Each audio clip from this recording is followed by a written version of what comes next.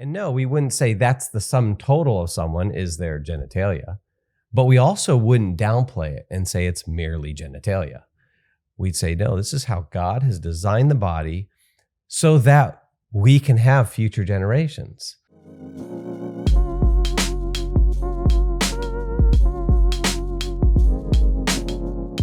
Well, welcome back to the Maven Parent Podcast, where we only cover topics that are easy to navigate with our kids, are non-offensive to everyone. It's a sin to be offensive. So we're non-offensive. We are tolerant. We're inclusive. We're diverse. We are tolerant. In fact, you are the DIE? What the heck is that? Officer. Diversity, inclusion, and... Oh, wait, what's the other? I'm like, what are you calling me? It's not DIE, it's DEI? You better figure out. Diversity, Equity, and Inclusion Officer. Oh. I think it's the DEI. I think you called me something else Actually, we should earlier. call it the DIE officer because that position needs to die. At Maven, that's the It needs to officer die. I am at Maven. Oh, the die. You missed my joke. I did. No, those are, they actually have those on, I think, pretty much every college campus in the United States. So that's what we are at Maven. No, that's what you are. Oh, okay. And So actually, we're the opposite of everything we just described, except we are tolerant in the classical sense of the word. yes, we are. But some people might say we're not. And also, it depends on what you mean by these terms. Yeah. Right? I mean, this is in terms of becoming a good thinker, you've got to learn to ask the right questions. And the clarification question is, what do you mean by inclusion? Right? Because in some ways, we would say, yeah, we're very inclusive. But it just depends on what you mean by inclusive. Yeah. So definitely joking about we only tackle topics that are easy because we don't do that. We've talked about discipline with kids. That's the hardest topic of all. But well, we I think don't you were shy just away. stalling. You were just stalling. You don't want to get into today's topic because we're doing part 2 of... I was not stalling. Of Drum ideas roll. about gender in our culture have consequences. Well, ideas about gender have consequences in our culture and every culture. Mm-hmm. That's for sure. But basically the consequences that we're seeing in our culture, there's so much on just Twitter feeds, Facebook pages, newsreels, all about all the things and conversations that are going on in our culture about gender. And actually, before we start talking about it, just another reminder that in a few weeks, don't you want to come out to California And talk about gender? and see Brett and I and come to the Maven conference? No matter where you live in the country, I'm sure you would like to come to California. It's usually about 70 degrees. I'm not sure if they want to come to see us, though. Us, like, particularly. Oh. He said, don't you want to come out and see Brett and I? Yeah, well, maybe they do. But don't they want to visit California? Yes. And at the conference, we're talking about in but not of. So how do we live in this culture, but not just become people of the culture and start swimming along with everyone else, but how do we live as Christians in this culture? So Maven Conference, go to our website, get information, come to California and join us. So we wanted to continue our conversation on gender and ideas in the culture. And last time we talked about specifically Leah Thomas, who is a swimmer at Penn State, who is a biological male, is identifying as female and swimming against all the females and winning all the races. And so we were just going to talk about that for a little bit. It ended up being our whole podcast. Sometimes you just can go on and on and on about a topic, honey. I mean, we had 3 other points. No, it was a good discussion, if I can say so myself. Very insightful. But no, there was just so much to talk about. And I think we kind of got going and there was a lot to explore and think through and process with that. Yeah. And so... But yeah, we had a couple more examples that we wanted to talk through with you guys. And again, we suggest, especially if your kids are a little bit older, showing your kids these stories, showing your kids these clips. We actually sat down with our kids on this next clip we're about to play for you. We showed it to our kids and talked about it. And even for us, our 10-year-old, who we talk a lot about issues in the culture. So he's used to these kind of conversations. I'm not sure if every 10-year-old would be ready for the clip that we're going to talk about. But so this next topic or not a new topic, but under this topic of gender, but this next issue we wanted to bring to your attention was actually on the Dr. Phil show. And he had a few guests discussing this topic of transgenderism in the culture. His first two guests were a man that now identifies as a woman and a woman that now identifies as a man, and they're a couple. And he had also on Matt Walsh, who is a columnist and podcaster for the Daily Wire.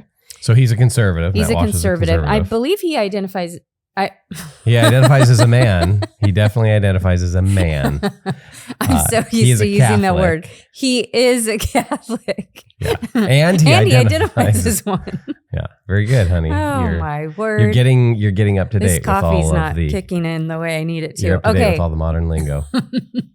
So Matt Walsh is a Catholic and holds to a biblical view of gender. And so Dr. Phil brings them on to, I guess, debate it a little bit.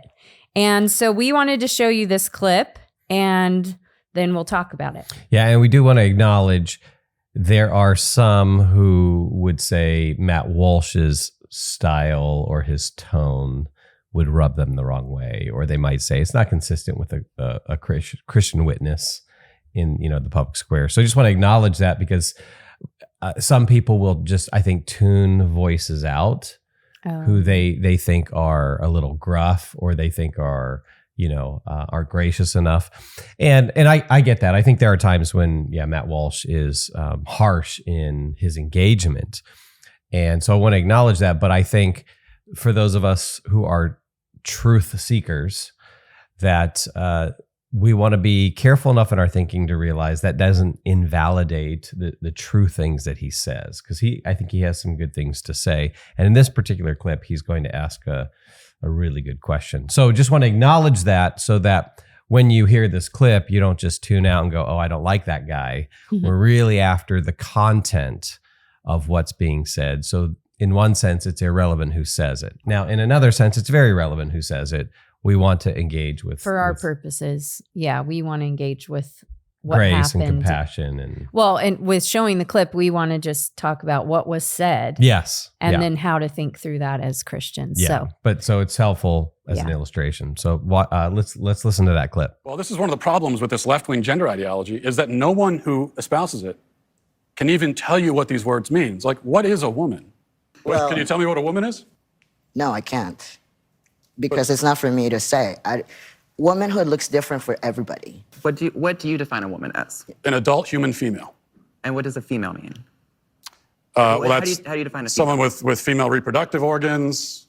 Okay. Someone who's, here's the thing. When you're female, it goes right down to your bones, your DNA. So that's why if someone dies, we could dig up their bones 100 years from now. We have no idea what they believed in their head, but we can tell what sex they were because it's ingrained in every fiber of their being. Interesting. So I'm trying to understand.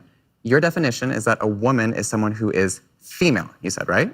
Correct. Gotcha. Is a biological female. So what happens if we have maybe someone who is female, identifies as a woman, right? Cisgender woman, right? As you just explained, but maybe doesn't have the ability to reproduce. Maybe it doesn't have those organs that you're talking about that are reproductive organs. I have answered the question. You stood up here and said trans women are women. Yes. Tell me what you mean. What is a woman? Womanhood is something that, just as Ethan explained, I cannot define because I am not myself. You used the word, so what did you mean when you said trans women are women if you don't know what it means? Right. So here's the thing. So I do not define what a woman is because I do not identify as a woman. Womanhood is something that is an umbrella term. It includes people that describes what? People who identify as a woman. Identify as what? As a woman. What is that? was to each their own. Each woman, each man, each person is going to have a different relation with their own gender identity and define it differently. That doesn't, and so I'm not trans asking for women that. are women too. Okay. And you want to hold on.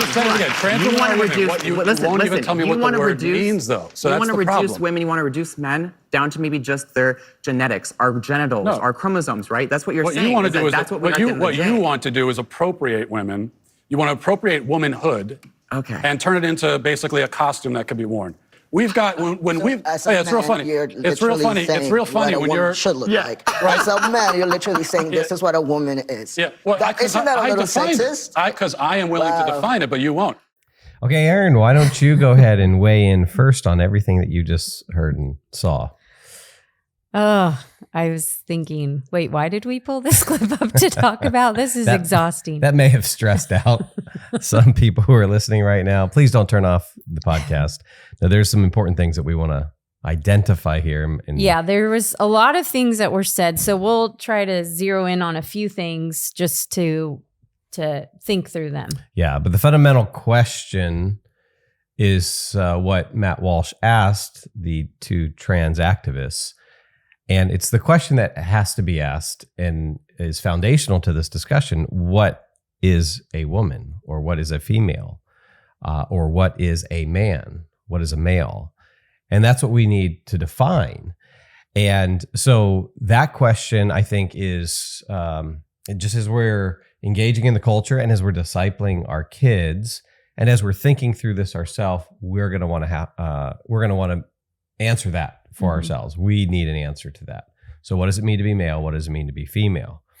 Now, of course, the Christian worldview, which is a description of reality, lays out for us that we're made in God's image, right? In Genesis 1:26 and 27, and that God made us in his image, but he also made us male and female. So we have those terms. Now, what does it mean to be male and female? First thing to point out is that the activists, the trans activists, could not answer that question. Or when they did try to answer it, they ended up saying it's whatever someone thinks it is. Mm-hmm. So the definition could literally, on that view, the definition could literally be anything. What the basis is, the individual decides for themselves what it means to be a man or a woman. And if that's the case, then the logical outcome of that view is a woman can be anything you want, anything you feel, anything you say. Mm-hmm. So I could say, well, a woman is a furry creature with two horns growing from its head. And it, on the basis of their logic, that's what a woman would be for me, right? Which, yeah, is interesting because the transgender men, or the man on that stage who was dressed like a woman, even dressing like a woman means something, right? And I mean, part of dress and how we present ourselves is cultural. But it's we present ourselves in a certain way because it's a cultural indicator and points to something deeper than just the clothes themselves. Yeah, it was kind of painful actually to listen to the struggle they had in defining it, because if it isn't connected to our biology, which Matt Walsh was doing, connecting it to our very bones, the chromosomes, every cell in our body. Our genetic makeup. Yeah. And so if you detach it from that, then it does seem to just spin in the air and they're at a loss to, he says it's a big umbrella. Well, how big is that umbrella? Could it be a furry animal? Can we eventually get to a point where we would say, yeah, that's a woman too? Yeah. Are there any boundaries? Yeah. Is there a boundary to being female? And when you simply say it's whatever someone decides, well, it seems like what you've done is you've gotten rid of the boundaries. There are no boundaries. And ironically, what you end up doing is you end up getting rid of women, or you get rid of men, because now the terms have no meaningful content. They have no meaningful definition. It's just we've subjectivized it. It's not something out there in the world that's a real feature of the world. It's just something in here. Mm-hmm. And that is where I think there's some concern about the whole gender identity language, right? And distinguishing it between biological sex. Now, if we think really carefully about this, I think, okay, we can make that, maybe we can make that distinction.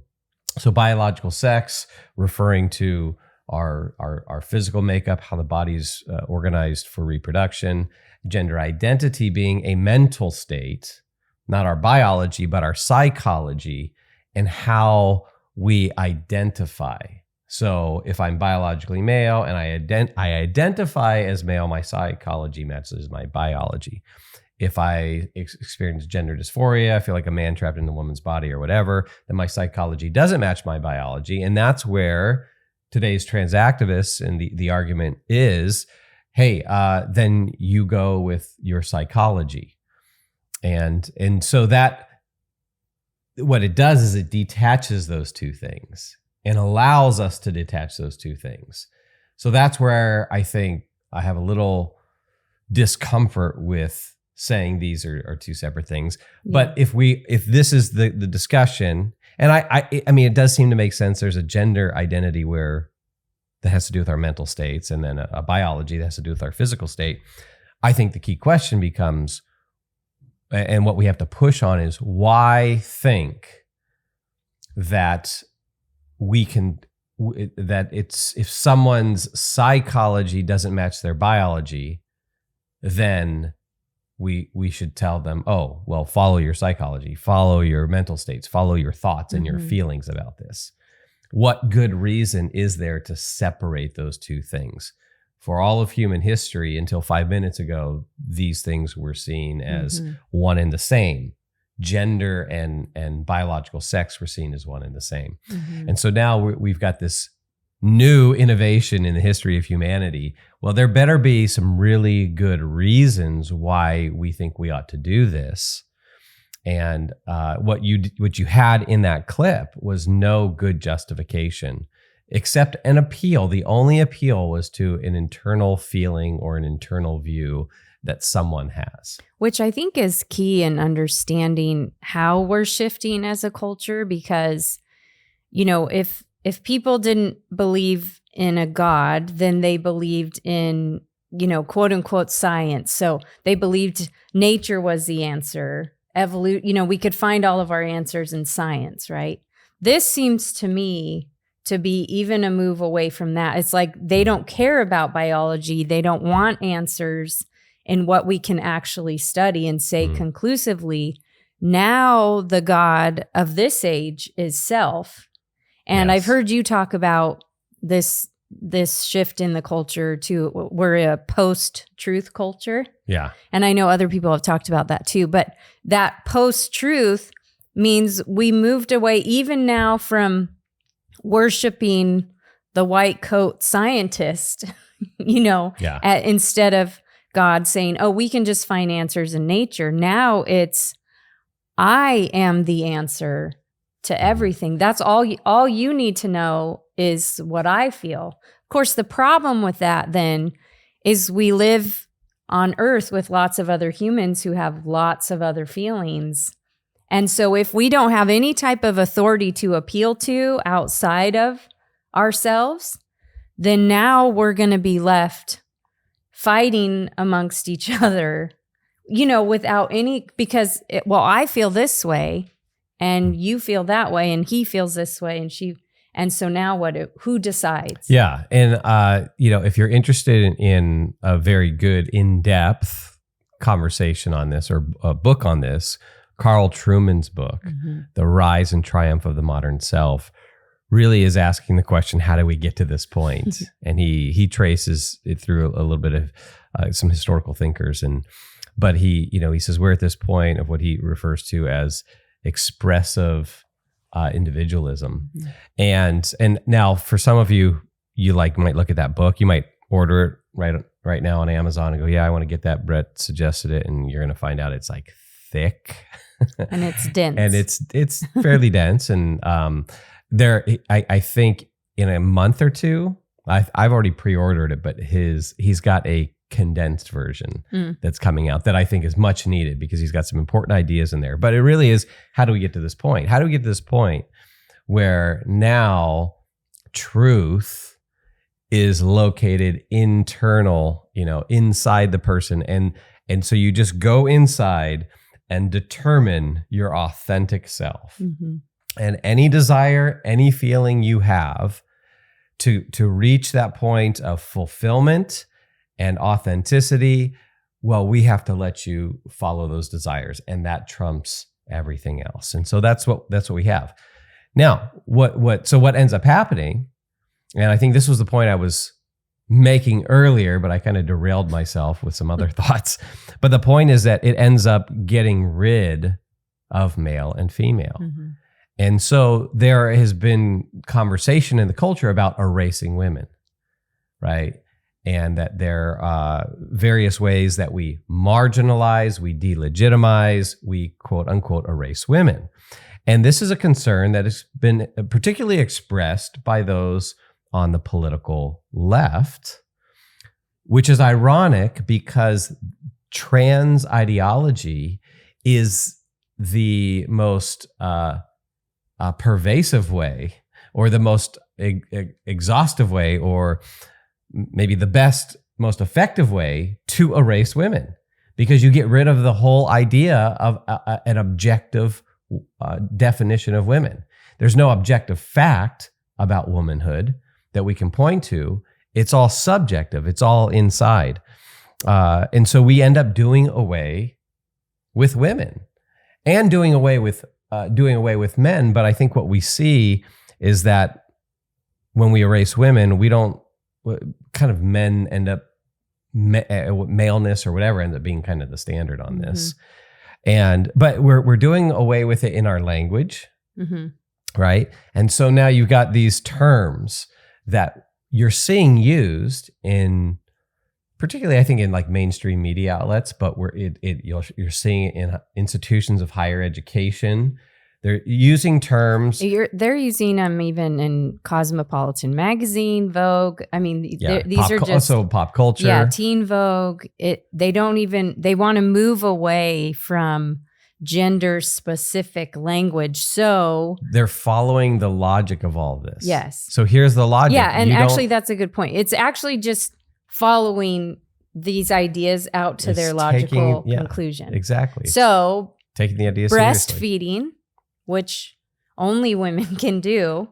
So there's not really, a need to specify gender. It's obvious who can breastfeed. Well, now it's called the lactating parent. Yeah. And a woman's monthly cycle is now women are called people who menstruate. And that is basically to distinguish between a man who's transitioned to a woman, so he's not menstruating. And so if they want to talk about the cycles that women have, to be not offensive, they'll say people who menstruate. Yeah. We don't refer to mothers or pregnant women. We now call them birthing people, right? Or a woman is sometimes referred to not as a woman, but as a person with a uterus. So these are just different ways that we're using language to erase women. And this is just consistent with what we saw in that clip. The impossibility of the trans ideology to define womanhood, because that you can't, when there's no objective truth to it, when there's no reality to point to except the reality that I create in my own mind. And therefore I've now lost all boundaries, and it can be defined as whatever I want it to be. It's merely a preference. Right. And this is why Christians need to be careful as we go throughout this culture and navigate relationships and conversations, because this whole area of ideology does lead to its logical end to complete confusion and a complete detachment from truth. And so some Christians battle with how do I handle the transgender person in my life, or the conversations with my kids, that sort of thing. So these are difficult things, but we should never detach ourselves from truth to accommodate someone else. We have to stay attached to the truth. Love is actually attached to truth. It's not true love unless it is attached to truth. Yeah. And so this is why, as Christians, we need to be careful and not just say, "Oh yeah, we'll just play the gender pronoun game, and we'll just accommodate, and we'll just keep going and accommodate who's ever around us or whatever." Yeah, we don't want to fight this culture war battle.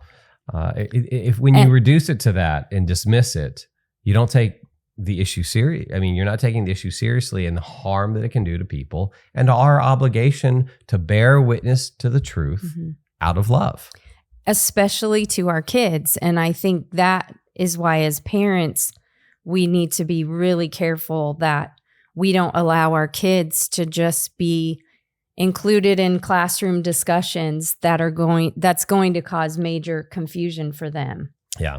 Now, of course, I think what we are going to need to do then is, in the absence of any definition of what it means to be male or female, then we will need to step in and say, okay, well, here is the definition. And Matt Walsh does give a definition that's rooted in biology. And so you could say something like, to be a female is to have one's genetic makeup be female, and for their body to be organized toward reproduction in a certain kind of way. So, like Matt said, it goes all the way into the bones, right? It goes to every fiber of our being. So there's a different genetic makeup for females and a different genetic makeup for males, and then another vital part of that is how the body is organized for reproduction. Now, the response back was an objection. What about the individual who can't reproduce or doesn't have some of those organs? Well, the argument wasn't that they actually can reproduce. It's the way the body is organized to reproduce, so that the function doesn't work, so to speak. An infertile woman or a sterile man, that doesn't, number one, you don't make rules out of exceptions. Those would be the exceptions. But number two, that doesn't disqualify that person, because their body is still organized and the genetic makeup is still the same. It's either male or female. So that objection doesn't hold water, and it kind of is a smokescreen to what he was saying. But that, I think that would be the starting point. And of course, there's a lot more to say. Ryan Anderson's book, When Harry Became Sally, which we mentioned in the last podcast, but there's a whole chapter on what it means to be male and female. And he breaks down the biology, and he goes into the reproductive differences. And that's very vital. In fact, in the clip, the trans activist who identifies as a female, but is biologically male, he was saying that, and the objection was, you want to reduce men and women to their genetics. And there's that kind of kernel of truth in there, that we don't simply want to reduce people to their physical makeup, but that's absolutely essential to what we are. And so it's almost a setting aside of this fundamental, essential part of us. And no, when we make an appeal to the biological makeup, that's not reducing people. That doesn't characterize all of what it means to be a male or a woman. And there's a difference also between how we present ourselves, right? And the different expressions of womanhood and personalities and all that kind of stuff. But this is absolutely essential. And there's just kind of when he says that, there's a dismissing of it. Mm-hmm. And that dismissing of it is inconsistent with the Christian view. And I think it's important to kind of pull this out for us as Christians and say, wait a second, that's no small thing. Genetics, our genetic makeup, our biological makeup, the way our bodies are organized for reproduction is no small thing in the Christian worldview. In fact, after God creates male and female in his image, what's the first command that's given to men and women? What's the beginning of the cultural mandate for all of humanity? The very first command that God gives, be fruitful, is related to our biology. Be fruitful and multiply. Right? So in the biblical view, and if we haven't realized how momentous this is and how significant this is, well, the biblical view starts with a command that requires us to be male and female.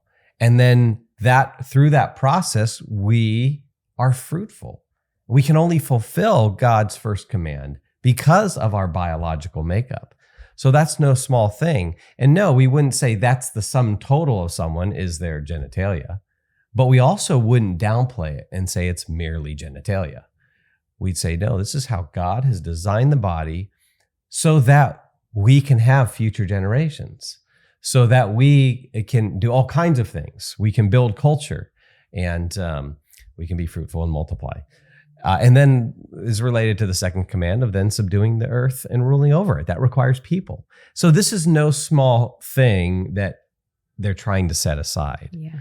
And so we just, starting with a proper worldview, which matches up with reality, is vital, because I think what you were kind of getting at a few moments ago is that ideas have consequences.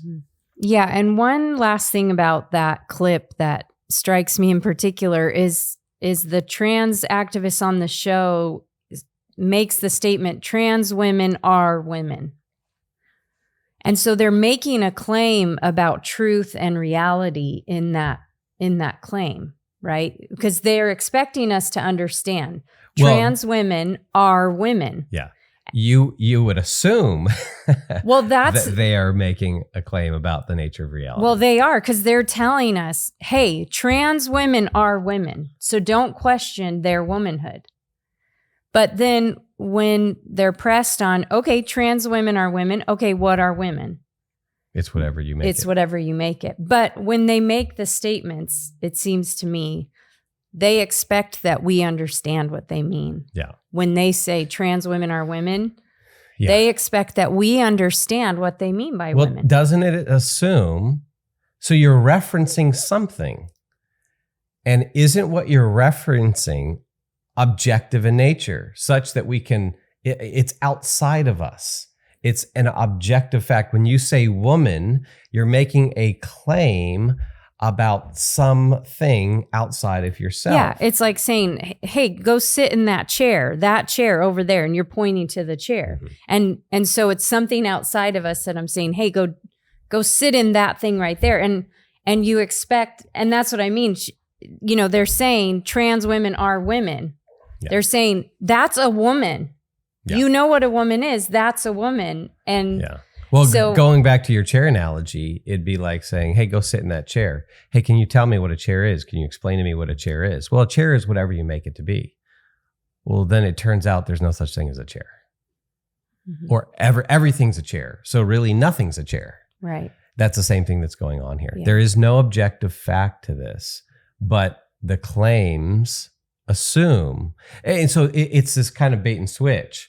Or it's just confusion on their own part, not understanding the nature of their own claims. Yeah. But their claims just logically fall apart. And logic is no small thing. That is one of the tools that God gives us to discover truth. In fact, at the end of that clip, the biological female who identifies as male makes a claim. She makes a claim and says, because Matt Walsh is referring to dress. He's talking about appropriating womanhood, which is an interesting claim, a good counterclaim, because that is the language that's used for a lot of things. You appropriate this or appropriate that, but it says make it something basically you dress up as, and then that trans individual kind of at the end, it's kind of hard to hear, but says, isn't that sexist? Right? Well, what do you mean by sexist? Right? Doesn't calling something sexist assume that there is some objective standard that you're referring to? Because you can't have sexism if femaleness or maleness is just whatever you make up.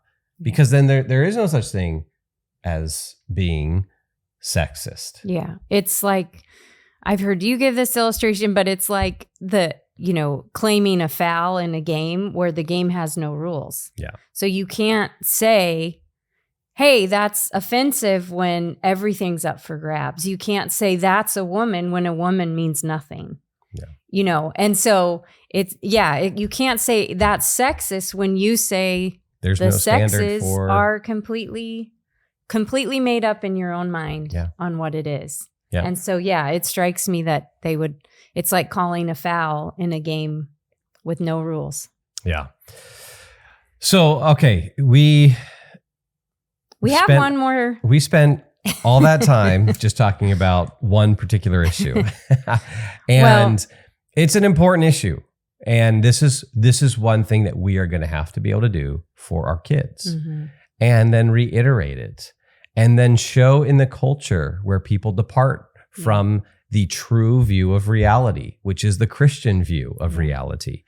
And but it starts with us properly laying out that definition and being able to answer for ourselves what is male and female, and showing how this trans ideology can't answer that question and the consequences behind it. It ends up erasing men and women. It ends up getting rid of these important gender distinctions. And when we look back at the biblical picture, this is absolutely essential to God's plan, his entire plan for humanity, and goes back to the cultural mandate. So this is big stuff. Well, so we have to spend a lot of time on it. And just at Maven here, just the calls and emails and questions that we get, so many are about this topic. This is the topic right now that a lot of parents are dealing with it.